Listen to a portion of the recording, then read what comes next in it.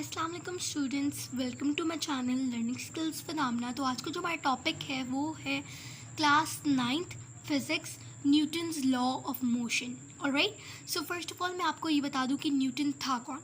Newton का पूरा नाम, न्यूटन एक साइंटिस्ट थे जिनका पूरा नाम था सर आइजैक न्यूटन। ठीक है, sir Isaac Newton in the field of physics बहुत बड़ा नाम है जिन्होंने लॉ ऑफ मोशन को डिस्कवर किया। Basically he gave the 3 important basic laws that plays an important role in the history of physics. ठीक है, तो आज हम इनके बारे में पढ़ेंगे। Alright, so let's get started.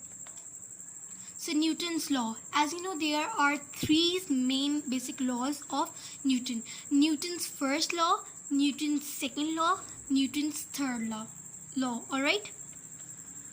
So we are gonna study now in this video. We are gonna only study Newton's first law. All right. Newton first law of motion. बाकी के second और third आगे further इसकी video बनेंगी second की और third की। Alright, so आप मेरे चैनल में जाके विजिट कर लीजिएगा और इसके second और third law भी देख लीजिएगा। So what is Newton's first law? Newton first law में न्यूटन क्या कहता है? The law states that a body continues its state of rest or uniform motion in a straight line provided no net force act on it. Alright? इसमें वो क्या बोल रहा है कि as you know कि इसमें ये बोल रहा है कि जब एक बॉडी है, बॉडी मीन्स ऑब्जेक्ट, जब एक ऑब्जेक्ट कंटिन्यूसली मूव कर रहा है या वो कंटिन्यूसली रेस्ट में है, कोई हरकत नहीं कर रहा, मोशन, अगर वो मोशन में है या फिर वो कोई हरकत नहीं कर रहा, इन अ स्ट्रेट लाइन, बिल्कुल सीधी रास्ते में, लाइन में, provided no net force act on it. इसका मतलब ये कि अगर ऑब्जेक्ट मूव कर रहा है, हमें उसको रोकने के लिए एक नेट फोर्स चाहिए होगी। वो तब तक नहीं रुकेगी जब तक कोई अपर नेट फोर्स उस पर एक्ट नहीं करेगी। ऑलराइट, जब और अगर एक ऑब्जेक्ट या बॉडी रेस्ट में है तो उसको चलाने के लिए हमें क्या चीज़ चाहिए होगी? We need upper net force, कोई गैर से नेट फोर्स आके उस पर अप्लाई करनी पड़ेगी टू फोर्स द ऑब्जेक्ट। ठीक है, आई होप कि आपको समझ आ गया होगा। अगर नहीं आया तो I am gonna explain you again. Alright, so इसमें क्या होगा? Newton first law, for example I am giving you example of a book. ठीक है, आपने एक बुक ली है, आपने वो टेबल पे रखी है। ठीक है, आपने वो टेबल पे रखी है, अब वो तब तक मूव नहीं करेगी जब तक आप खुद उसे हिलाएंगे नहीं। ठीक है, suppose if there is a car, it is moving with the uniform motion. ठीक है, वो वेलोसिटी के साथ एक्सेलरेशन प्रोड्यूस कर रही है, मूव कर रही है, but we need a force, upper net force to stop it. हमें उसको रोकने के लिए एक फोर्स अप्लाई हम करेंगे, वो थ्रू आउट किसके करेंगे? Newton's first law. ठीक है, न्यूटन फर्स्ट लॉ यही कहता है कि हमें किसी चीज़ को चलाने के लिए, किसी चीज़ को रोकने के लिए नेट फोर्स अप्लाई करनी पड़ती है। So basically this is the Newton's first law of motion. ठीक है, और मोशन कहते हैं किसी भी एक्शन और movement. Alright, so going next we have explanation of Newton's first law. As you know, first law of motion deals with bodies which are either at rest or moving with a uniform speed in a straight line.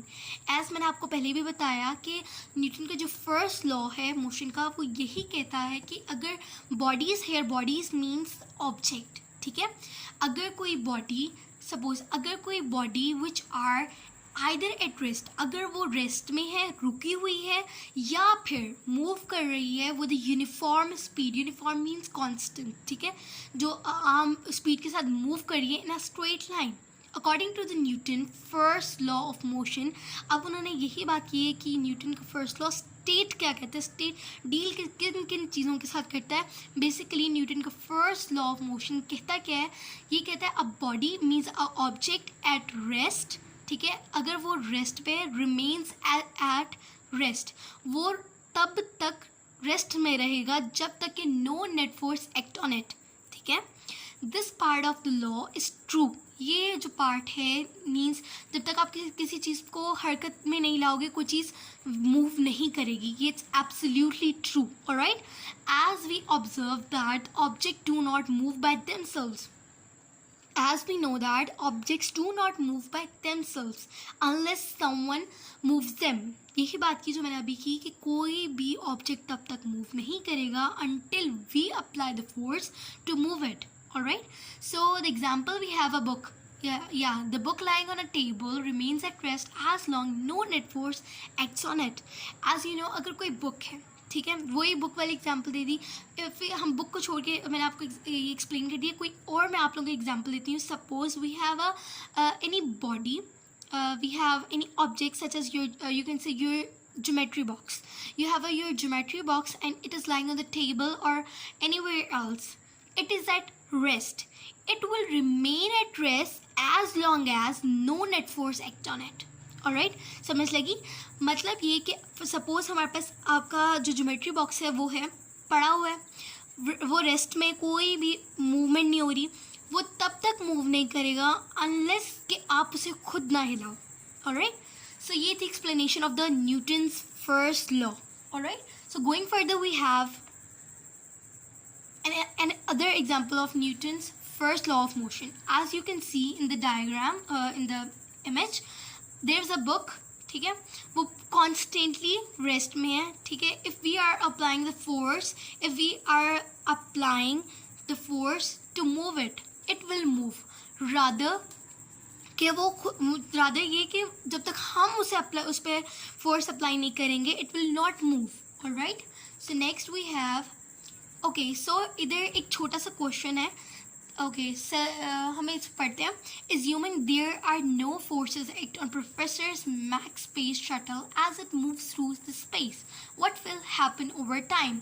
अब वो इधर क्या कह रहे हैं. For example एक professor है जिनको नाम दिया गया है मैक्स, ठीक है, मैक, और उनकी स्पेस जो शटल है वो मूव करिए थ्रू आउट द स्पेस. ठीक है, वो स्पेस में मूव करिए और उसके ऊपर कोई भी नेट फोर्स अप्लाई नहीं हो रही. एज यू नो, अगर कोई यूनिफॉर्म मोशन के साथ अगर कोई बॉडी जा रही है, ठीक है, जा रही है, उसको रोकने के लिए हमें क्या चाहिए होगा, नेट फोर्स. ठीक है, और ये कौन सा लॉ था, Newton's first law.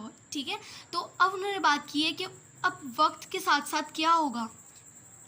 Of course जो प्रोफेसर मैक की स्पेसशिप है और स्पेस शटल है, it will face a extremely sudden accident that can cause a accident. ठीक है, क्योंकि कोई चीज़ उससे रोकने वाली नहीं होगी. ठीक है, इवेंचुअली वो क्या होगा, वो इट फेसेस एन एक्सीडेंट. ठीक है, और it will slow down and eventually stop.